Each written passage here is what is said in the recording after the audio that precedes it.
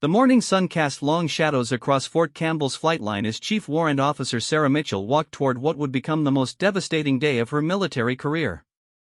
The Apache helicopters sat like sleeping giants on the tarmac, their rotors still and silent in the Kentucky dawn. Sarah had walked this same path hundreds of times before, but today felt different. Today was her final evaluation flight, the one that would determine whether she kept her wings or lost everything she had worked for over the past 8 years. Sarah's hands trembled slightly as she adjusted her flight helmet. At 28, she had already proven herself as one of the most capable Apache pilots in the 101st Airborne Division. Her record spoke for itself: over 400 combat hours in Afghanistan, 2 Bronze Stars, and a reputation for bringing her crew home no matter what the enemy threw at them. But all of that meant nothing now.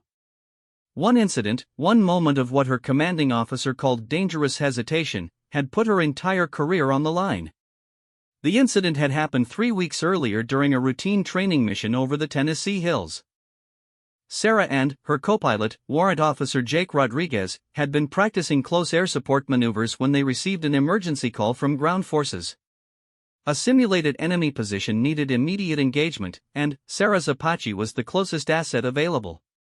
She had lined up the target, acquired the lock, and then something had stopped her. For just a few seconds, she had hesitated. In those precious moments, she had seen something that made her question the target designation, a flash of movement that didn't match the enemy patterns they had been briefed on. Later investigation proved her instincts correct. What appeared to be an enemy position was actually a group of lost hikers who had wandered into the training area. Sarah's hesitation had potentially saved civilian lives. But, in the unforgiving world of military aviation, hesitation was seen as a weakness, regardless of the outcome. The investigation board had ruled that her failure to immediately engage a designated target showed a lack of decisive judgment that could prove fatal in actual combat situations. Colonel Marcus Webb, her commanding officer, had been clear in his assessment. "Mitchell, you're a good pilot, maybe even a great one," he had said during their meeting the week before. "But, in combat, there's no time for second guessing. When you get a target designation, you engage. Period." That split second of hesitation could mean the difference between your ground forces living or dying. "I can't have that kind of uncertainty in my pilots." The irony wasn't lost on Sarah. She had saved lives by hesitating, but the military system couldn't allow for such gray areas. Rules existed for a reason, and exceptions, no matter how well-intentioned, could set dangerous precedents. She understood the logic, even as it tore her world apart. The Apache helicopter required absolute trust between the pilot and the chain of command. If pilots started making their own judgment calls about target validity, the entire system of command and control could break down. As Sarah approached her aircraft for the evaluation flight, she noticed the small crowd of observers gathered near the operations building. Word had spread quickly through the aviation community about her situation. Some of her fellow pilots offered supportive nods, while others looked away uncomfortably. In military aviation, careers could end in an instant, and everyone knew it. Today, they were all reminded of how quickly their own situations could change. Chief Warrant Officer Rodriguez was already running through the pre-flight checklist when Sarah climbed into the pilot's seat. Jake had been her co-pilot for over 2 years, and they had developed the kind of wordless communication that kept Apache crews alive in hostile territory. He didn't offer empty reassurances or false optimism. Instead, he simply handed her the checklist and said, "Ready when you are, Chief." The evaluation would be conducted by Major Patricia Chen, one of the division's most respected standardization pilots. Major Chen had a reputation for fairness but also for maintaining the highest standards. She would be observing from the ground, coordinating with other aircraft and ground units to create realistic scenarios that would test every aspect of Sarah's flying ability and decision-making process. There would be no room for error, no second chances, and certainly no hesitation. Sarah's fingers moved automatically through the startup sequence, each switch and control as familiar as breathing. The Apache's twin engines spooled up with their distinctive whine, and she felt the subtle vibrations that told her everything was functioning normally. The aircraft's systems came online one by one: navigation, weapons, communications, and the sophisticated targeting system that made the Apache one of the most feared helicopters in the world. Fort Campbell Tower, Apache 27 requesting departure clearance for evaluation flight, Sarah transmitted, her voice steady despite the storm of emotions inside her chest. Apache 27, you are cleared for departure. Good luck out there. The tower controller's words carried more weight than usual. Everyone on the base knew what this flight meant for Sarah's career. As she pulled power and lifted the Apache into the morning sky, she felt the familiar sensation of leaving the Earth behind. For a few moments, the worries and pressures of the ground seemed distant and manageable. Up here, she was in complete control, master of a machine that responded to her slightest touch. The first part of the evaluation went smoothly. Sarah demonstrated her ability to hover precisely, execute tactical approaches, and communicate effectively with ground controllers. Major Chen's voice remained neutral and professional over the radio, giving her instructions and scenarios without any hint of how she was performing. Sarah had expected nothing less. Chen wasn't the type to show favoritism or give hints during an official evaluation. The first real test came 40 minutes into the flight. Major Chen directed Sarah to a simulated combat zone where she would need to provide close air support for ground forces under attack. The scenario was designed to test her ability to rapidly acquire and engage targets while avoiding friendly fire. Sarah descended to attack altitude and began scanning for the designated targets through her helmet-mounted display. Apache 27, ground forces report enemy position at grid reference 2847, Major Chen transmitted. Multiple vehicles, immediate engagement authorized. Sarah's targeting system quickly located the position: 3 military vehicles positioned behind earthen berms. The targets were clearly marked with the orange panels that identified them as simulated enemy forces during training exercises. Her weapons system confirmed a solid lock, and her finger moved toward the trigger. Everything was exactly as it should be, exactly as she had done hundreds of times before. But, as Sarah prepared to engage, she noticed something that made her pause for just a fraction of a second. One of the vehicles appeared to have personnel standing nearby, but their position seemed wrong for a combat situation. In real combat, troops would be taking cover or manning defensive positions. These figures appeared to be standing casually, almost as if they were observing rather than fighting. The memory of her previous incident flashed through her mind. The hesitation that had cost her everything. The investigation that had questioned her judgment. The disappointed look on Colonel Webb's face when he had informed her that her flight status was under review. She knew she couldn't afford another moment of uncertainty, another instant of second-guessing her orders. Sarah squeezed the trigger, and the Apache's 30mm cannon sent a burst of practice rounds toward the target area. The engagement was perfect, precise, quick, and exactly what the scenario demanded. Major Chen's voice came over the radio immediately. Good engagement, Apache 27. Target destroyed. Continue to next waypoint for additional targets. The rest of the evaluation proceeded without incident. Sarah demonstrated every skill required of an Apache pilot: navigation, communication, target acquisition, and weapons employment. She flew with the precision and confidence that had made her a respected pilot in the first place. When they finally returned to Fort Campbell 2 hours later, Sarah felt cautiously optimistic about her performance. As she shut down the engines and completed the post-flight checklist, Major Chen approached the aircraft. Her expression was unreadable, professional mask firmly in place. Good flying today, Mitchell, she said simply. I'll have my evaluation report ready by tomorrow morning. That night, Sarah lay awake staring at the ceiling of her quarters, replaying every moment of the evaluation flight. She had performed flawlessly, executed every maneuver with precision, and engaged every target without hesitation. But, somehow, she couldn't shake the feeling that something was wrong. The image of those personnel near the target vehicles kept returning to her mind, and she couldn't understand why their positions had seemed so unusual. The next morning brought the news that Sarah had been dreading but somehow expecting. Major Chen's evaluation report was thorough and professional, noting Sarah's excellent flying skills and technical proficiency. But the final recommendation was devastating. While CW3 Mitchell demonstrates exceptional flying ability, concerns remain about her decision-making under pressure. Recommend temporary suspension of flight status pending additional training and evaluation. Colonel Webb called Sarah into his office that afternoon to deliver the news officially. "I'm sorry, Mitchell," he said, his voice carrying genuine regret. "Major Chen's evaluation confirms what we already suspected. You're a skilled pilot, but we can't have someone in the cockpit who might hesitate at a critical moment. Your flight status is suspended indefinitely." Sarah felt the words hit her like a physical blow. 8 years of training, countless hours of combat experience, and a spotless safety record, all of it meant nothing now. She was being grounded, stripped of the wings that had defined her identity since she had first enlisted. The Apache helicopters would continue flying their missions without her, and she would be relegated to a desk job while other pilots took on the responsibilities she had once carried. "What are my options, sir?" Sarah asked, though she already knew the answer.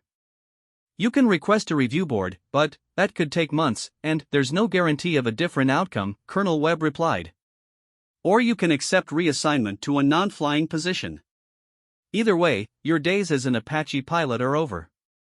As Sarah left the colonel's office, she felt as if her world had collapsed around her. The hallways of the aviation building, once familiar and welcoming, now seemed foreign and hostile. Other pilots avoided eye contact, uncertain how to react to her situation.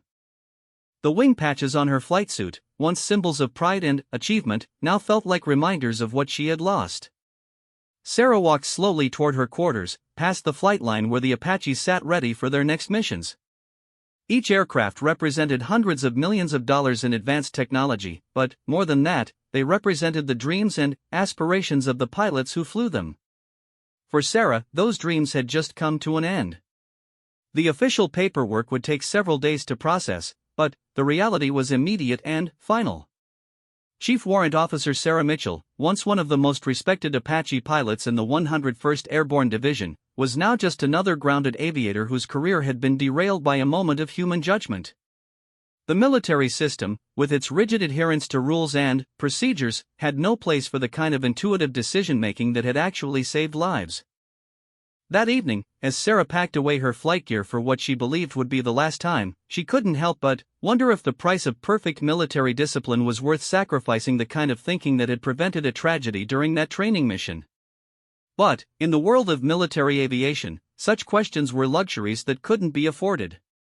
The rules existed for a reason, and Sarah had learned the hard way that even good intentions couldn't protect someone from the consequences of breaking them. The sun set over Fort Campbell, casting long shadows across the airfield where Sarah had spent some of the happiest and most challenging days of her military career. Tomorrow would bring new assignments, new challenges, and a future that looked very different from the one she had imagined. But tonight, she allowed herself to grieve for the loss of wings that had carried her through danger and brought her safely home more times than she could count. Sarah Mitchell's flying career was over, or so everyone believed. But sometimes, the most unexpected interventions can come from the most unlikely sources, and the final chapter of a story isn't always written by the people who think they hold the pen.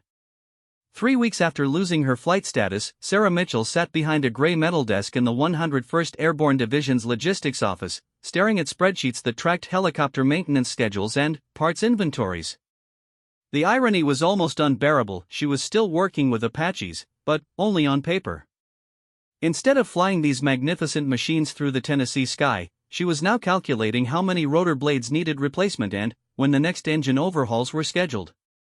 The transition from cockpit to cubicle had been jarring in ways Sarah hadn't anticipated. Her new supervisor, Major Linda Torres, was a competent logistics officer who had tried to make Sarah feel welcome, but there was an awkwardness that couldn't be ignored. Everyone knew why Sarah was there. She wasn't a career logistics officer pursuing advancement through supply chain management, she was a grounded pilot serving out what felt like a professional death sentence. "Mitchell, I need you to review the parts requisition for Apache 847, Major Torres said, dropping a thick folder on Sarah's desk. "The maintenance chief says we're missing some components for the transmission overhaul, but the paperwork doesn't match what's actually on order." Sarah nodded and opened the folder, scanning through the forms and technical specifications. Even in her diminished circumstances, she couldn't help but feel a professional interest in the work. Apache 847 was an aircraft she had flown dozens of times, and she knew its quirks and characteristics better than most mechanics. The missing components were critical. Without them, the helicopter would remain grounded for weeks. As she dug deeper into the paperwork, Sarah noticed discrepancies that others had missed. The requisition forms showed orders for standard transmission parts, but Apache 847 had been modified with an upgraded transmission system during its last major overhaul. The standard parts wouldn't fit, which explained why the maintenance crews were confused about the missing components. "Major Torres," Sarah called out, walking over to her supervisor's desk. "I found the problem with 847's parts order. Someone ordered components for the old transmission system, but this aircraft was upgraded 6 months ago. We need to cancel these orders and requisition the correct parts." Major Torres looked impressed despite herself. "How did you catch that?" The maintenance chief and 2 supply sergeants looked at this file and couldn't figure out what was wrong. "I've flown that particular aircraft probably 50 times, Sarah replied. "I remember when they did the transmission upgrade because we had to wait an extra week to get it back in service. The upgrade improved performance, but it also meant all future maintenance would require different parts." For the first time since her reassignment, Sarah felt a small sense of accomplishment. She might not be flying anymore, but her knowledge and experience still had value. Major Torres seemed to recognize this as well, because over the following days, she began bringing Sarah more complex problems that required both technical knowledge and operational experience to solve. The work helped distract Sarah from the constant reminder of what she had lost, but it couldn't eliminate the pain entirely. Every morning, she watched from her office window as other pilots walked to the flight line for their missions. She knew their routines by heart: pre-flight briefings, weather updates, mission planning, and then the walk to their aircraft with that particular swagger that came from knowing you were about to slip the bonds of Earth. Jake Rodriguez stopped by her office one afternoon, still wearing his flight suit after returning from a training mission. "Hey, Chief," he said, settling into the chair across from her desk. "How are you holding up?" Sarah managed a weak smile. "Living the dream, Jake. Nothing quite like tracking bolt inventory to make a girl feel alive. You know this is bullshit, right?" Jake said, his voice carrying the frustration that Sarah had been trying to suppress. "You saved lives during that training mission. You made the right call, and they're punishing you for it." "The military doesn't work that way, and you know it," Sarah replied. "Rules exist for a reason. If every pilot started making judgment calls about target validity, the whole system breaks down." "But what if the system is wrong sometimes?" Jake persisted. "What if there are situations where human judgment is more important than blind obedience to orders?" Sarah had asked herself the same questions countless times over the past month, but she had no good answers. The military's chain of command and rigid adherence to procedures had been developed over decades of warfare. These systems had saved far more lives than they had cost, even if individual cases like hers seemed unfair. "It doesn't matter what I think," Sarah said finally. "The decision has been made. I'm grounded, and that's the end of it." But Jake's visit had reminded Sarah of something she had been trying to forget: the camaraderie and shared purpose that came from being part of an aviation community. Her fellow pilots hadn't abandoned her, even though her situation made them uncomfortable. They still considered her one of their own, even if the official system had cast her out. The following week brought an unexpected challenge that would test both Sarah's knowledge and her ability to work within the constraints of her new role. A visiting delegation from the Navy was coming to Fort Campbell to observe Apache operations and discuss potential joint training exercises. The visit was being coordinated by Rear Admiral James Sullivan, a respected naval aviator who had transitioned into strategic planning roles. Major Torres called Sarah into her office to discuss the logistics for the visit. "This is a big deal, Mitchell," she explained. "Admiral Sullivan has significant influence over future funding for Army aviation programs. Everything needs to be perfect: aircraft availability, maintenance status, parts inventory, the works." Sarah spent the next 3 days preparing detailed reports on every aspect of Apache operations at Fort Campbell. She analyzed maintenance trends, parts availability, operational readiness rates, and training schedules. The work required her to draw on her operational experience while demonstrating her growing understanding of the logistical challenges that kept the aircraft flying. As she compiled the reports, Sarah noticed patterns that concerned her. The Apache fleet was experiencing higher than normal maintenance requirements, primarily due to increased operational tempo and delayed parts deliveries. Several aircraft were operating with deferred maintenance items that, while not immediately dangerous, could become serious problems if not addressed soon. The day of Admiral Sullivan's visit arrived with typical military precision. Sarah watched from her office window as a Navy helicopter landed on the Fort Campbell flight line, depositing the Admiral and his small entourage. Admiral Sullivan was a tall, distinguished man in his early 50s, with the bearing that came from decades of military service and the confidence of someone accustomed to making decisions that affected thousands of people. The morning briefings went smoothly, with Colonel Webb and his staff presenting an overview of Apache capabilities and training programs. Sarah's logistics reports were well received, earning compliments for their thoroughness and accuracy. But the real test would come during the afternoon flight demonstrations, when the visiting delegation would see the Apaches in action. Sarah was not invited to participate in the flight operations, of course. Instead, she remained at her desk, monitoring radio communications and tracking the progress of the demonstration flights. Everything seemed to be going according to plan until she heard an unusual radio transmission that made her blood run cold. "Fort Campbell Tower, this is Apache 24 declaring an emergency," came the voice of Chief Warrant Officer Peterson, one of the pilots participating in the demonstration. "We have a transmission warning light and are experiencing vibrations. Requesting immediate return to base." Sarah immediately pulled up the maintenance records for Apache 24 on her computer. What she saw made her heart race. The aircraft was flying with several deferred maintenance items related to the transmission system, items that individually were not critical but, together, could indicate a developing problem that the standard warning systems might not detect until it was too late. Without thinking, Sarah grabbed her radio and attempted to contact the aircraft directly. "Apache 24, this is Mitchell in logistics. Be advised your aircraft has multiple deferred maintenance items on the transmission system. Recommend immediate precautionary landing and shutdown." The radio crackled with static before Peterson's voice came back. "Roger, logistics. We're 3 minutes out from the landing zone." Sarah rushed to the window and watched as Apache 24 approached the airfield, its flight path slightly irregular as Peterson dealt with the developing mechanical problem.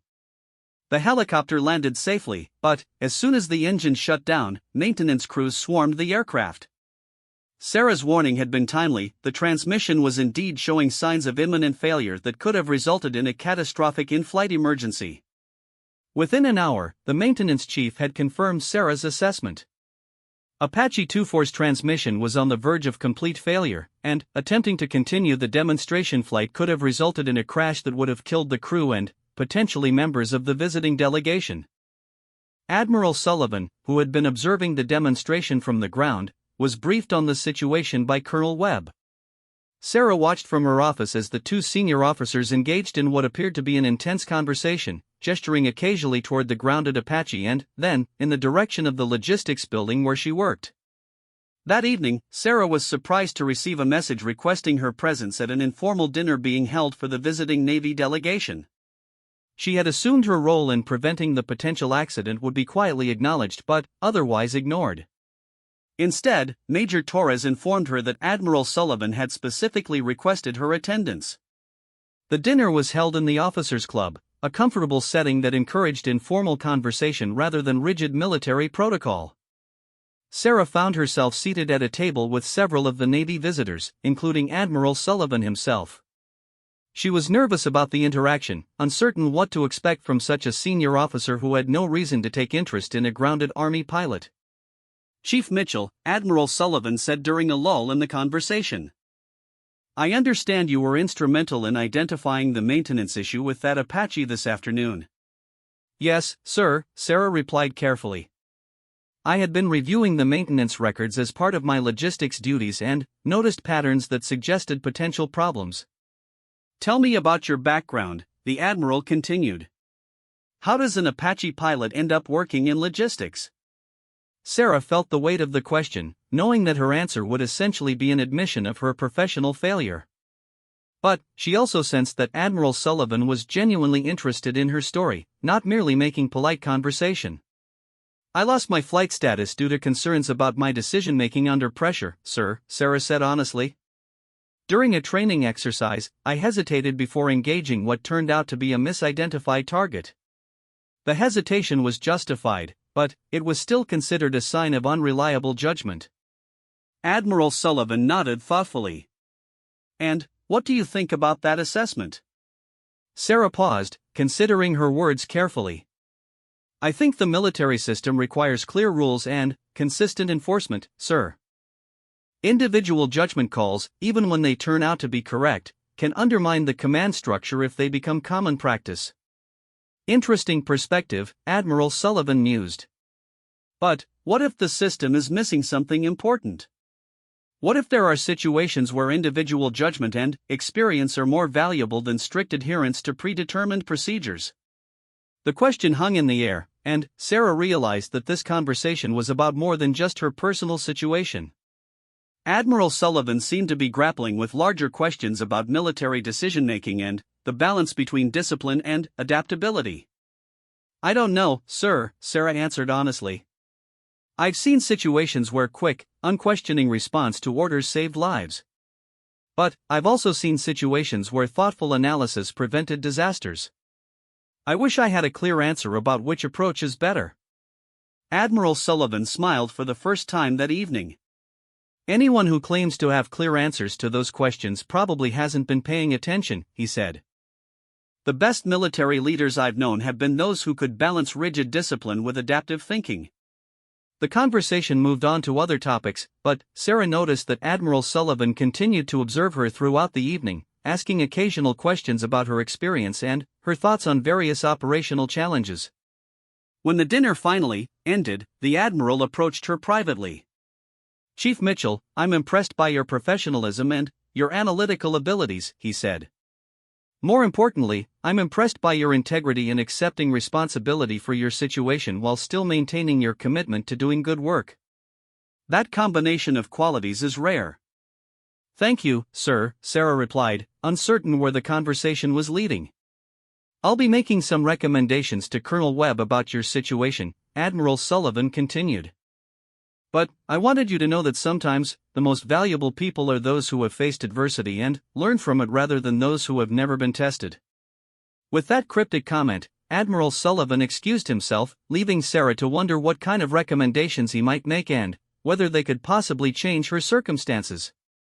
She had learned not to hope for miracles, but something about the Admiral's manner suggested that her story might not be over after all. As Sarah walked back to her quarters that night, she reflected on the strange turn her career had taken. 3 months ago, she had been a confident Apache pilot with a bright future ahead of her. Now she was a grounded aviator working in logistics, her flying career seemingly finished. But today had shown her that knowledge and experience had value beyond the cockpit, and that sometimes the most important contributions came from unexpected directions. The investigation into Apache 2-4's mechanical problems would later show that Sarah's quick thinking had prevented what could have been a tragic accident during a high-profile visit. Her ability to synthesize maintenance data with operational experience had identified a problem that traditional troubleshooting methods had missed. It was exactly the kind of thinking that had gotten her in trouble in the first place, but this time, the results were undeniably positive. Sarah didn't know it yet, but Admiral Sullivan was already making phone calls that would change everything. Sometimes, it takes an outsider to see the value in someone that an organization has written off. And sometimes, 5 simple words from the right person can rewrite all the rules that everyone thought were permanent. Admiral James Sullivan had seen enough military careers destroyed by bureaucratic inflexibility to recognize talent being wasted when he encountered it.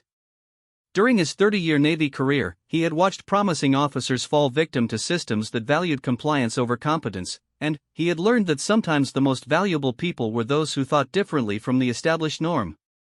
The morning after the dinner at Fort Campbell, Admiral Sullivan sat in his temporary quarters reviewing the files that Colonel Webb had provided about the Apache program. But his mind kept returning to his conversation with Chief Warrant Officer Sarah Mitchell. Her story reminded him of his own early career challenges, when his unconventional approach to naval aviation had nearly cost him his wings before ultimately leading to his most significant contributions. Admiral Sullivan understood the military's need for standardization and discipline.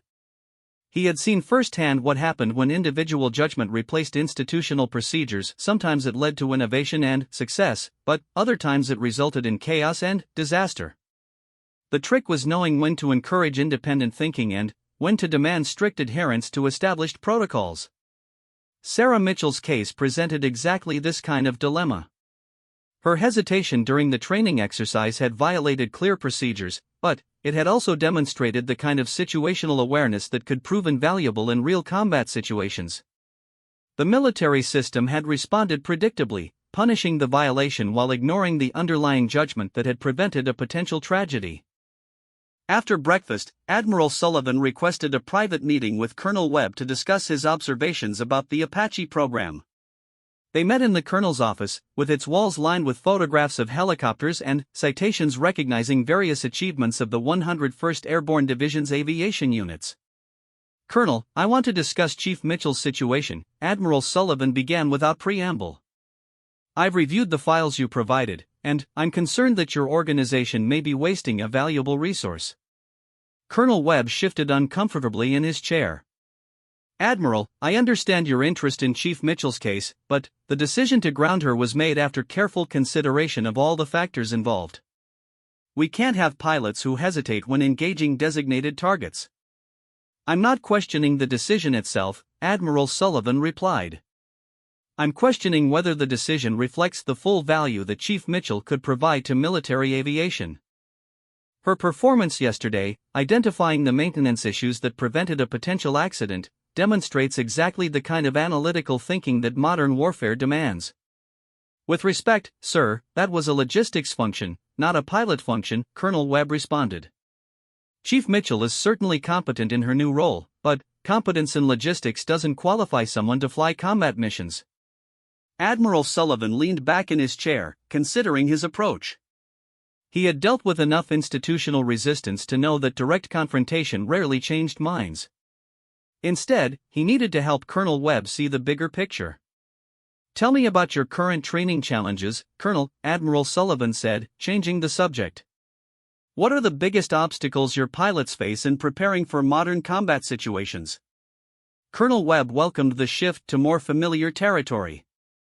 "Our primary challenge is the complexity of modern battlefields," he explained. "Pilots need to process multiple information streams simultaneously, targeting data, communications from ground forces, intelligence updates, and threat assessments. The pilots who excel are those who can synthesize all this information quickly and make sound decisions under pressure." "And how do you currently train pilots to develop those capabilities?" Admiral Sullivan asked. "We use simulators and increasingly complex training scenarios," Colonel Webb replied. "We start with basic flying skills and gradually add layers of complexity until pilots can handle full-spectrum operations." Admiral Sullivan nodded thoughtfully. "What if you had someone who could help design training scenarios based on actual operational experience? Someone who understood both the technical aspects of Apache operations and the real-world challenges pilots face in combat?" "That would be valuable," Colonel Webb admitted. "Most of our training development is done by instructors who have good flying skills but limited recent combat experience." "Chief Mitchell has over 400 combat hours," Admiral Sullivan pointed out. "She's faced exactly the kinds of complex situations that your training programs are trying to simulate. Her experience with hesitation, the very thing that got her in trouble, might actually be valuable in helping other pilots understand when to question orders and when to follow them without hesitation." Colonel Webb frowned. "Are you suggesting that we should teach pilots to hesitate?"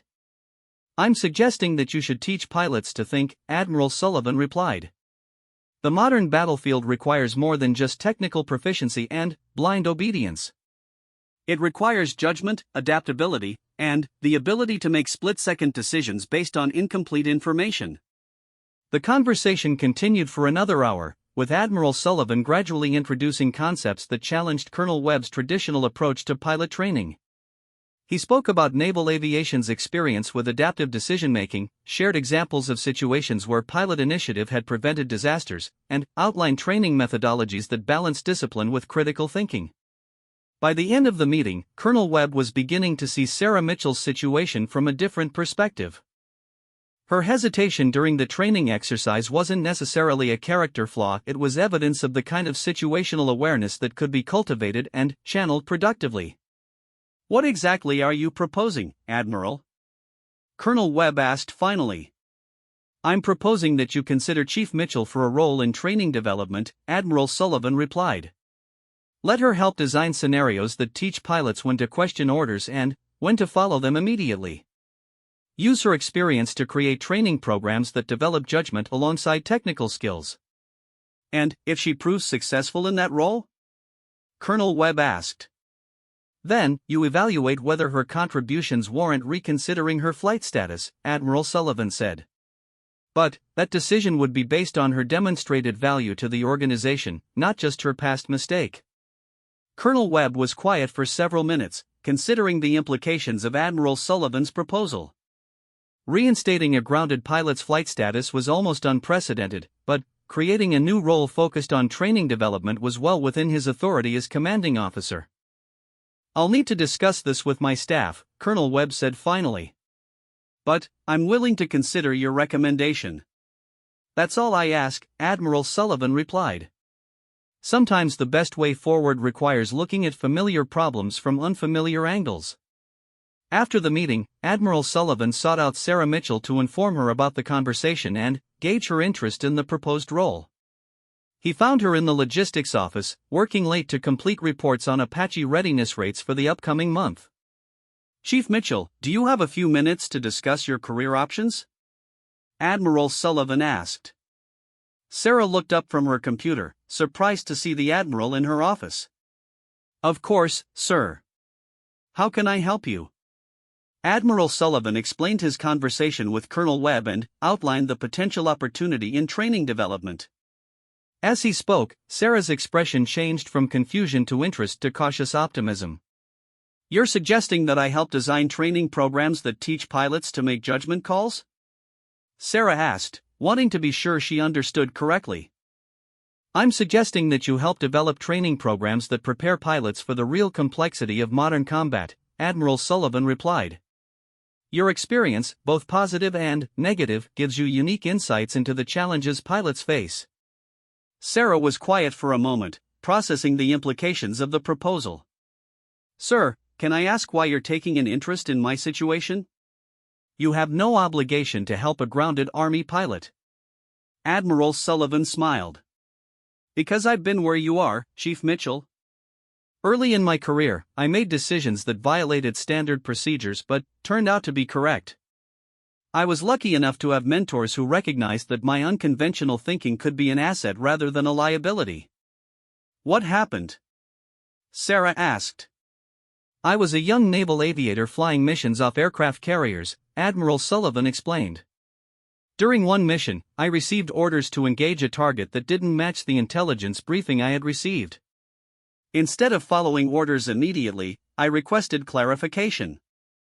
My squadron commander was furious, he accused me of cowardice and threatened to ground me." "But you were right to question the orders?" Sarah guessed.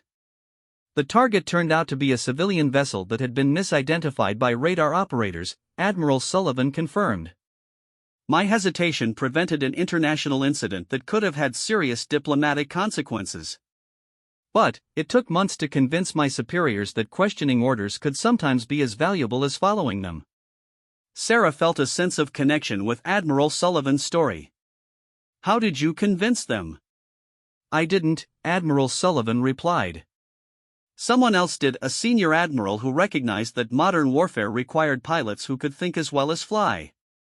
He created new training programs that taught pilots how to balance initiative with discipline. Those programs became standard throughout naval aviation. And, you think I could do something similar for Army aviation? Sarah asked. I think you have the experience and insights necessary to help Army aviation adapt to modern challenges, Admiral Sullivan said. But, more importantly, I think you have the integrity and intelligence to do it right. The conversation left Sarah with a mixture of hope and uncertainty. The opportunity Admiral Sullivan was describing sounded too good to be true, but his reputation for integrity was well established. If he believed she could contribute to pilot training, perhaps there was a path forward that didn't end with permanent grounding. Over the next few days, Admiral Sullivan continued his conversations with Colonel Webb and other senior officers at Fort Campbell. He shared examples of training innovations from naval aviation, discussed the evolving challenges of modern warfare, and gradually built support for a new approach to pilot development. The breakthrough came during a staff meeting where Colonel Webb's training officer, Lieutenant Colonel Marcus Reynolds, expressed frustration with current simulator programs. "We're teaching pilots to follow procedures perfectly, but we're not teaching them to adapt when the procedures don't fit the situation," he complained. What if we brought in someone with real combat experience to help redesign the training scenarios? Colonel Webb suggested, echoing Admiral Sullivan's earlier recommendations.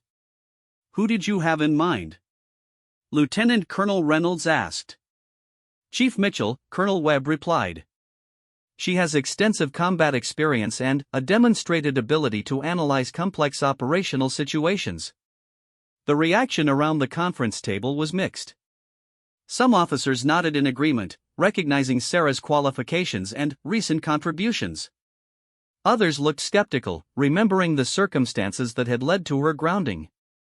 "With respect, sir," Major Chen interjected, "Chief Mitchell was grounded for hesitation under pressure. How does that qualify her to train other pilots?"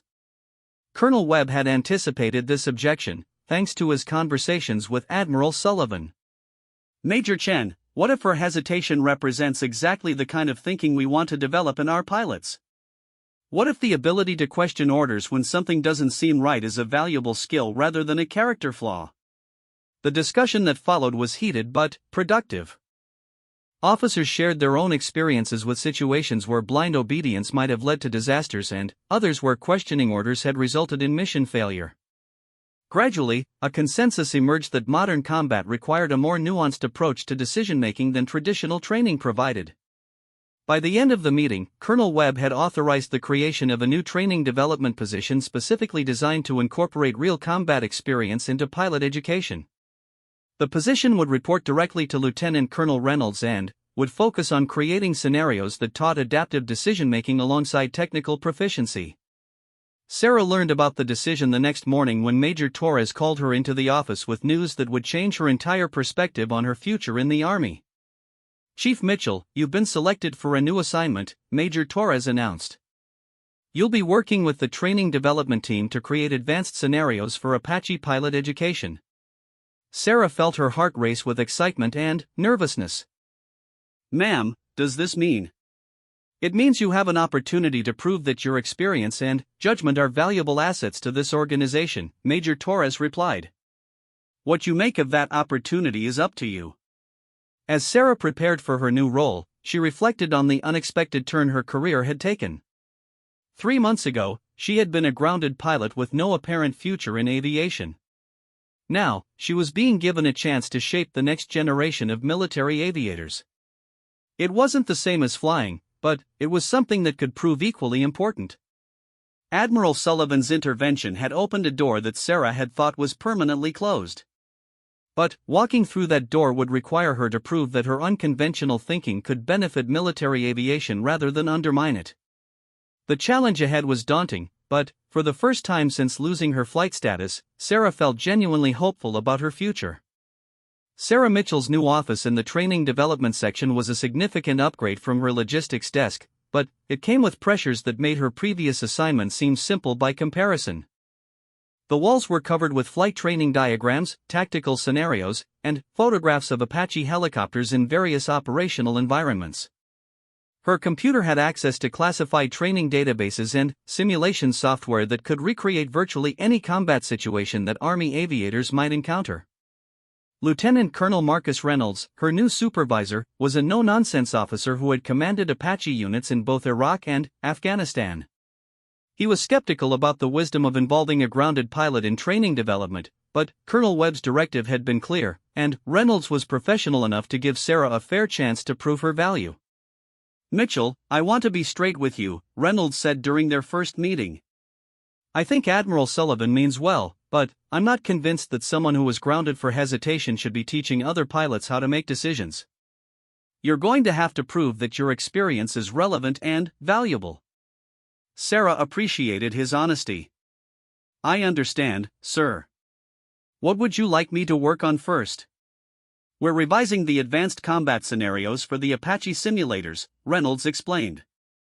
Current scenarios are based on theoretical tactical situations developed by instructors who haven't seen combat in years. I want you to create scenarios based on actual operational experiences that teach pilots to handle the unexpected.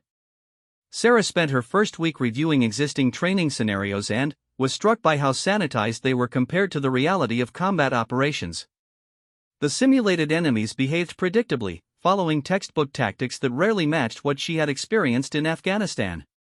Friendly forces communicated clearly and followed standard procedures, unlike the chaotic and often contradictory information flows that characterized real battlefields. Most significantly, the scenarios never presented the kind of moral or tactical ambiguity that had defined many of her combat missions.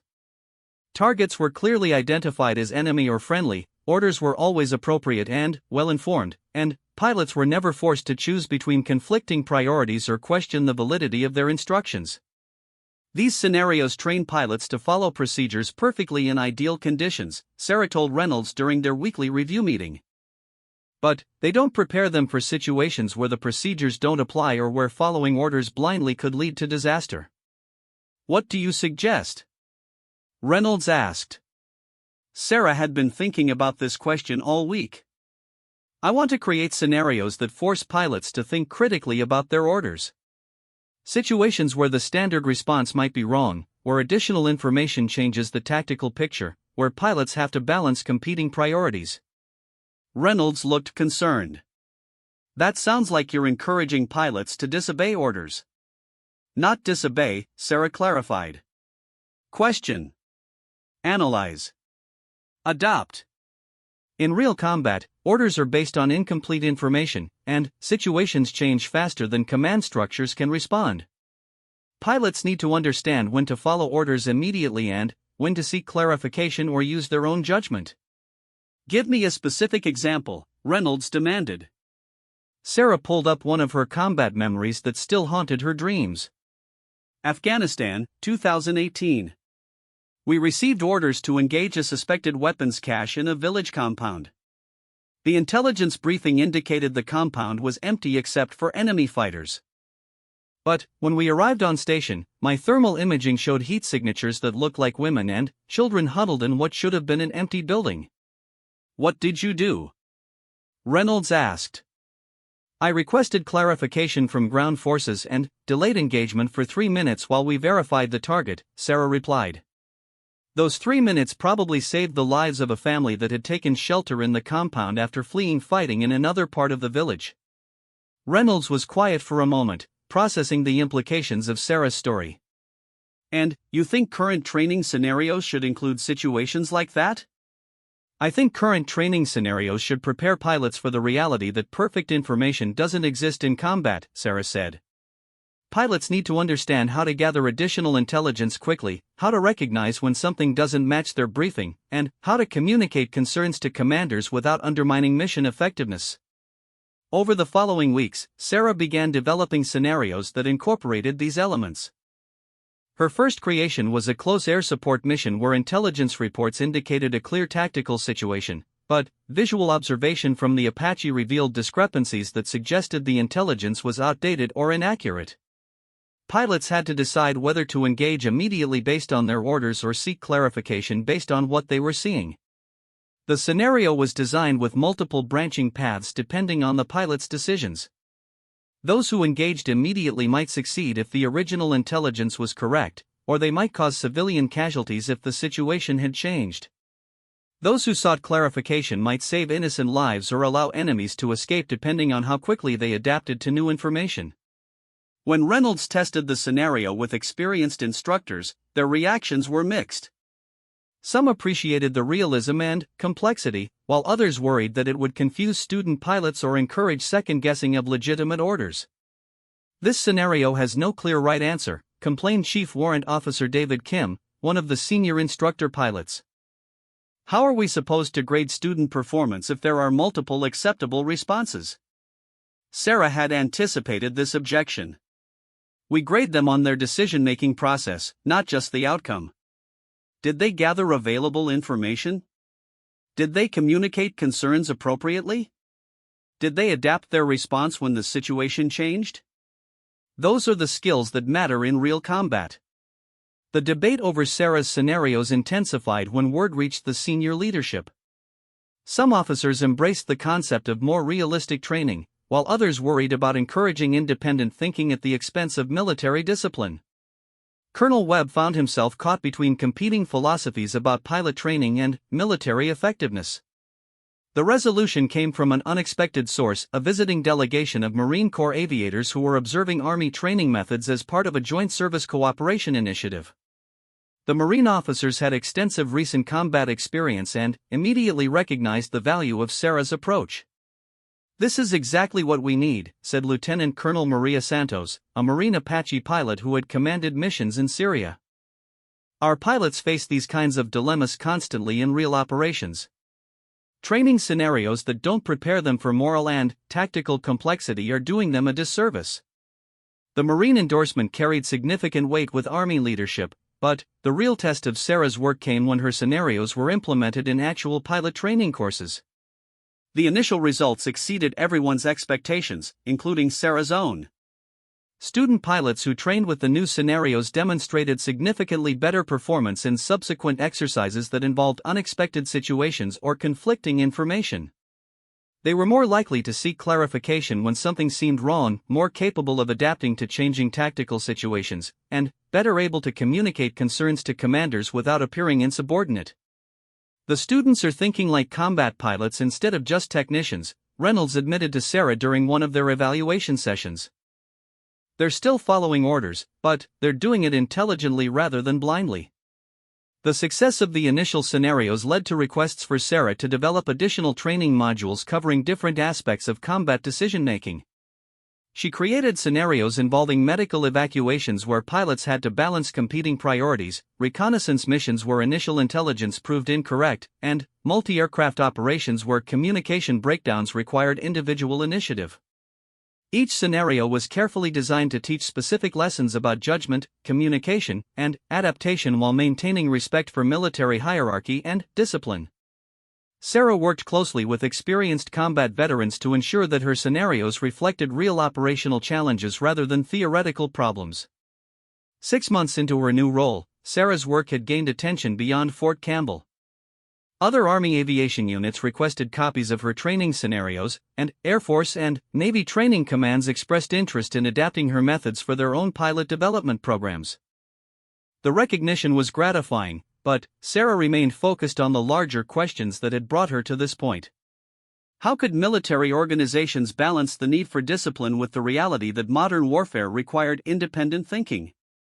How could pilots be trained to question orders appropriately without undermining command authority?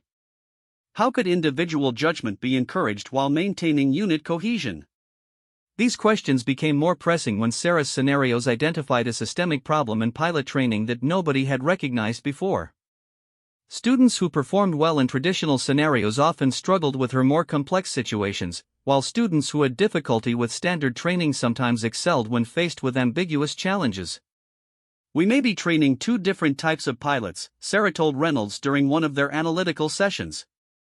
"Those who excel at following procedures and those who excel at adapting to unexpected situations. Both types are necessary, but we need to understand which students fall into which category and train them accordingly." This observation led to the development of assessment tools that could identify students' natural tendencies toward procedure following or adaptive thinking. Instead of forcing all pilots into the same training model, Sarah's approach recognized that different personalities might require different development strategies. The success of Sarah's training development work had not gone unnoticed by Colonel Webb, who was beginning to question whether her grounded status still made sense. Her contributions to pilot training had proven that her judgment was sound and her thinking was exactly what modern military aviation needed. But reinstating her flight status would require acknowledging that the original decision to ground her had been wrong, a difficult admission for any organization to make. The decision point came when Sarah's scenarios were selected for inclusion in a new military training standard that would be implemented across all Army aviation units. Her work was being recognized at the highest levels of military aviation, but she remained grounded and unable to fly the aircraft she had spent years mastering. Colonel Webb struggled with the contradiction between Sarah's proven value to the organization and the precedent that reinstating her flight status might set. Other grounded pilots might point to her case as justification for overturning their own punishments, regardless of whether their situations were comparable. The resolution would come from an unexpected direction, but it would require Sarah to demonstrate that her growth and contributions had transformed her from a liability into one of the most valuable pilots in Army aviation.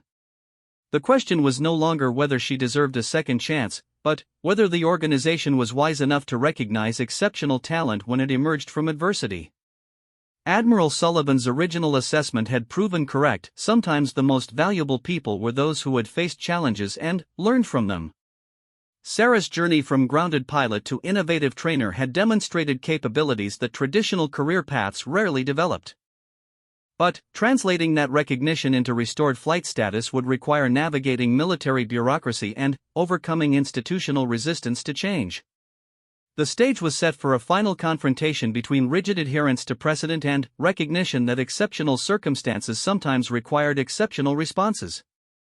Sarah had proven her value to military aviation, but proving her worthiness to return to flight status would require support from someone with enough authority and conviction to challenge the system that had cast her out.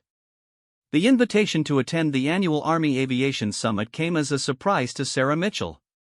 The summit brought together senior aviation leaders from across the military to discuss training standards, operational challenges, and future development priorities. As a grounded warrant officer working in training development, Sarah had never expected to be included in such high-level discussions. "You've been specifically requested as a presenter," Lieutenant Colonel Reynolds informed her, holding the official invitation. "They want you to brief the summit on your training scenario development work."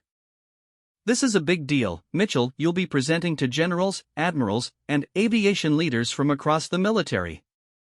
Sarah felt a mixture of excitement and nervousness. "Who requested me specifically?"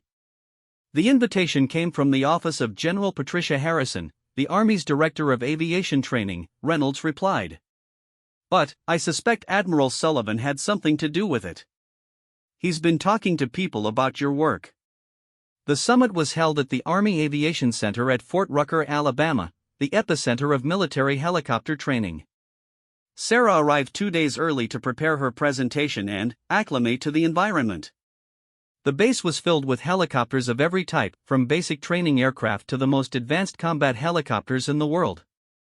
Walking through the halls of the training center, Sarah was struck by the photographs and displays celebrating decades of Army aviation history. The walls told stories of innovation, courage, and dedication that had shaped military aviation into a precision instrument of national defense. Seeing her own small contribution within this larger context was both humbling and inspiring. Admiral Sullivan found her in the conference center the evening before her presentation, reviewing her slides one final time. "How are you feeling about tomorrow?" he asked, settling into a chair beside her. "Nervous," Sarah admitted. "I've never presented to an audience like this. What if they don't think my work is valuable? What if they decide that encouraging pilots to question orders is dangerous?" "Your work speaks for itself," Admiral Sullivan replied. "The training scenarios you've developed are being implemented across multiple commands because they work. Student pilots who train with your methods are better prepared for real combat situations." "That's not opinion, it's measurable fact." "But will that be enough?" Sarah asked. "I'm still grounded, still seen as someone who failed when it mattered most." Why should they listen to a pilot who couldn't follow orders under pressure? Admiral Sullivan was quiet for a moment, considering his response. Sarah, can I tell you something about failure and success in military careers? Sarah nodded, eager to hear his perspective. The officers who never face significant challenges or setbacks often become rigid thinkers who can't adapt when circumstances change, Admiral Sullivan explained. The officers who face adversity and learn from it often become the most valuable leaders because they understand both the importance of discipline and the necessity of independent thinking. You think my being grounded was actually beneficial? Sarah asked skeptically. I think your response to being grounded revealed capabilities that might never have emerged otherwise, Admiral Sullivan replied. You could have become bitter or given up. Instead, you found ways to contribute that have benefited the entire aviation community. That transformation is more impressive than never making a mistake in the first place. The next morning, Sarah walked into the main conference room where over 200 senior military aviation leaders had gathered for the summit. The audience included generals and admirals from all services, senior warrant officers with decades of flight experience, and civilian defense officials responsible for aviation policy and procurement. General Harrison introduced Sarah with words that would have seemed impossible just a year earlier. Ladies and gentlemen, I want you to meet Chief Warrant Officer Sarah Mitchell, whose innovative work in training scenario development is revolutionizing how we prepare pilots for modern combat operations. Chief Mitchell brings a unique perspective based on extensive combat experience and deep understanding of the challenges our aviators face in contemporary operational environments. Sarah stepped to the podium with her presentation materials, looking out at an audience that represented the pinnacle of military aviation leadership. For a moment, she felt overwhelmed by the magnitude of what she was about to attempt. Then, she remembered Admiral Sullivan's words about failure and growth, and she found her voice. Good morning. 18 months ago, I was grounded for hesitating during a training exercise, Sarah began, her voice steady despite her nerves. That hesitation violated clear procedures and resulted in the loss of my flight status. Today, I want to talk about why that hesitation and the thinking process behind it represents exactly the kind of judgment we need to cultivate in our pilots. The room was completely silent as Sarah continued. She explained the circumstances of her grounding, described her journey through logistics and training development, and outlined the philosophy behind her scenario-based training approach. She showed data demonstrating improved student performance and shared testimonials from pilots who had benefited from her methods. But the heart of her presentation focused on a fundamental question: how could military aviation balance the need for discipline with the reality that modern warfare required adaptive thinking? She argued that blind obedience to orders was as dangerous as insubordination when pilots faced complex, rapidly changing situations that commanders might not fully understand. We need pilots who can think critically while maintaining respect for authority, Sarah concluded. Pilots who can follow orders immediately when appropriate and seek clarification when something doesn't seem right. Pilots who understand that their ultimate responsibility is mission success and troop safety, not just procedural compliance. The questions that followed were intense but respectful. Senior officers challenged aspects of her approach, shared their own experiences with command and control challenges, and debated the implications of encouraging pilot initiative. Sarah responded to each question thoughtfully, drawing on her combat experience and training development work to support her arguments. The most challenging question came from a Marine Corps general who had commanded aviation units in multiple combat zones. Chief Mitchell, how do we prevent your approach from encouraging insubordination? If pilots start questioning orders regularly, how do we maintain unit cohesion and command authority? Sarah had wrestled with this question throughout her training development work. Sir, I believe there's a difference between questioning orders and disobeying them. In my scenarios, pilots learn to communicate concerns through proper channels while continuing to prepare for mission execution. They're not taught to refuse orders, but to gather additional information and share observations that might affect mission success. Can you give us a specific example? The general pressed. Sarah described a scenario where a pilot receives orders to engage a target in an urban area, but visual observation reveals civilian activity that wasn't mentioned in the intelligence briefing. In this scenario, the pilot doesn't refuse to engage. Instead, they quickly communicate their observations to the ground commander while maintaining position to engage if ordered. The commander then has the option to modify the mission based on updated information. And if the commander orders immediate engagement despite the pilot's concerns, the general asked. Then, the pilot follows orders, Sarah replied without hesitation. But, the communication process ensures that decisions are made with the best available information rather than outdated intelligence. The general nodded approvingly. That's exactly the kind of thinking we need. Informed obedience rather than blind obedience. After the formal presentation, Sarah found herself surrounded by officers wanting to discuss specific aspects of her training methods. The response was overwhelmingly positive, with multiple commands requesting copies of her scenarios and several officers proposing collaborative projects to expand her approach. But, the most significant conversation occurred during a break, when Admiral Sullivan approached with General Harrison and a man Sarah didn't recognize, a distinguished officer wearing the 4 stars of a full general.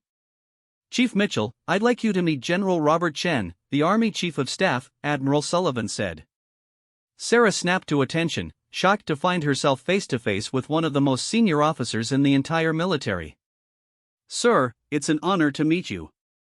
General Chen smiled warmly. "The honor is mine, Chief Mitchell. I've been following your work through Admiral Sullivan's reports, and I'm impressed by what you've accomplished under difficult circumstances." "Thank you, sir," Sarah replied, uncertain what else to say. "I have a question for you," General Chen continued. "If we were to restore your flight status, would you be willing to serve as a test pilot for new training programs? We need someone who can evaluate whether our methods actually prepare pilots for the challenges they'll face in combat." Sarah felt her heart stop. The question seemed too good to be true, too far beyond what she had dared to hope. "Sir, are you asking if I would accept restoration of my flight status?" "I'm asking if you would accept a new assignment that recognizes your unique qualifications and contributions," General Chen replied. "Your grounding was based on concerns about your judgment under pressure. Your work over the past year has demonstrated that your judgment is actually exceptional. It's time for the military to acknowledge that exceptional circumstances sometimes require exceptional responses." Sarah struggled to process what she was hearing. "Sir, what about the precedent this might set? Other grounded pilots might point to my case as justification for overturning their punishments." General Chen nodded appreciatively. "That's exactly the kind of thoughtful concern I would expect from you." "But precedents should be based on demonstrated value, not just past mistakes. Your contributions to military aviation training have been extraordinary. If other grounded pilots can demonstrate similar value to the organization, then perhaps their cases deserve reconsideration as well." Admiral Sullivan stepped forward with a smile. "General Chen has asked me to serve as your sponsor for the flight status restoration process.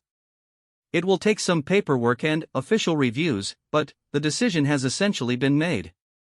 Sarah felt tears forming in her eyes as the reality of the situation hit her. "I don't know what to say." General Chen placed a hand on her shoulder. "Just say you'll accept the assignment.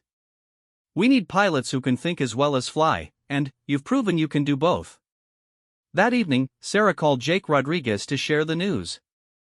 Her former co-pilot and longtime friend listened in amazement as she described the day's events and the unexpected offer to restore her flight status. "I can't believe it," Jake said. "You went from grounded to presenting at the Army Aviation Summit to getting your wings back all in one day?" "It's not official yet," Sarah cautioned. "There will be paperwork and reviews and probably some kind of proficiency check flight." But General Chen seemed confident that the restoration will go through. "What was it that finally convinced them?" Jake asked. Sarah thought about the question for a moment. "I think it was proving that my judgment was sound, not flawed. The hesitation that got me grounded was actually evidence of the kind of thinking the military needs more of, not less of." "So what happens now?" "Now I go back to flying," Sarah said, still hardly believing the words. "But flying with a new purpose, helping develop and test training programs that will prepare other pilots for the reality of modern combat operations." The official restoration of Sarah's flight status took 6 weeks to process through military bureaucracy, but the outcome was never in doubt after General Chen's endorsement. When she finally walked back onto the Fort Campbell flight line as a fully qualified pilot, Sarah felt as if she was returning home after a long and difficult journey. Chief Warrant Officer Rodriguez was waiting beside Apache 847, the same aircraft that had been grounded for transmission problems during Admiral Sullivan's visit. The helicopter had been fully repaired and was ready for Sarah's requalification flight. "Ready to get back in the air, Chief?" Jake asked with a grin. Sarah looked at the Apache helicopter that represented everything she had thought she had lost forever. The aircraft sat ready for flight, its rotors folded and its systems waiting for her touch. But now she understood that flying was just one part of her contribution to military aviation. Her real value lay in helping other pilots develop the judgment and skills they would need to survive and succeed in an increasingly complex world. "More than ready," Sarah replied, climbing into the pilot's seat that felt like it had been waiting for her return. As she started the engines and felt the familiar vibrations of the Apache coming to life, Sarah reflected on the journey that had brought her to this moment. Admiral Sullivan's intervention had been crucial, but the real transformation had occurred within herself. She had learned that setbacks could become opportunities, that different perspectives could be valuable, and that sometimes the most important contributions came from unexpected directions. The radio crackled with clearance for departure, and Sarah pulled power to lift the Apache into the Tennessee sky. As Fort Campbell fell away below them, she felt a sense of purpose that went beyond personal redemption. She was returning to flight status not just as a pilot, but as someone who could help shape the future of military aviation training. Admiral Sullivan had been right. Sometimes the most valuable people were those who had faced adversity and learned from it. Sarah Mitchell's journey from grounded pilot to aviation innovator had proven that exceptional talent could emerge from exceptional circumstances. And sometimes, just sometimes, 5 words from the right person, "Would you accept the assignment?" could rewrite all the rules that everyone thought were permanent. The Apache climbed steadily through the clear morning air, carrying Sarah toward a future that promised new challenges and opportunities. Behind her lay 18 months of uncertainty, struggle, and growth. Ahead lay the chance to use her hard-won knowledge to help other pilots avoid the pitfalls she had encountered and develop the skills they would need to succeed in an unforgiving profession. As she settled into the familiar rhythm of flight, Sarah understood that her story was just beginning. The 5 words that had restored her flight status were actually the beginning of a new chapter in which she would help write the future of military aviation training. Sometimes redemption came not from erasing past mistakes, but from transforming them into wisdom that could benefit others.